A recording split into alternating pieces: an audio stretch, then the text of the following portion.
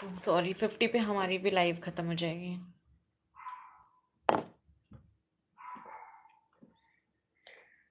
आप मुझे क्यों हिचकी आ रही है? एक नॉनसेंस सा वो है कि कोई मुझे याद कर रहा है, लग रहा है।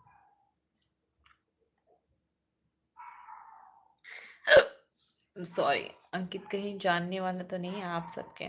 मैं नहीं जानती किसी अंकित को। मुझे कौन सा सॉन्ग पसंद है? I remember you. सॉरी।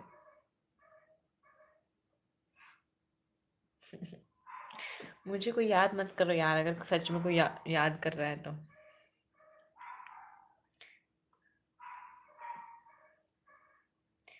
क्योंकि मुझे हिचकियाँ सच में बहुत गंदी लगती हैं। अरे यार, नहीं उनको नहीं आ रही है हिचकी। नहीं बताना तो मैं जा रही। सॉरी, मुझे सारे सॉन्ग अच्छे लगते हैं, कोई भी सॉन्ग। अभी वो इश्क वाला चल रहा है ना, इश्क है ये इश्क है, वो अच्छा है। बाकी 20s के जितने सॉन्ग है वो सब मुझे अच्छे लगते हैं।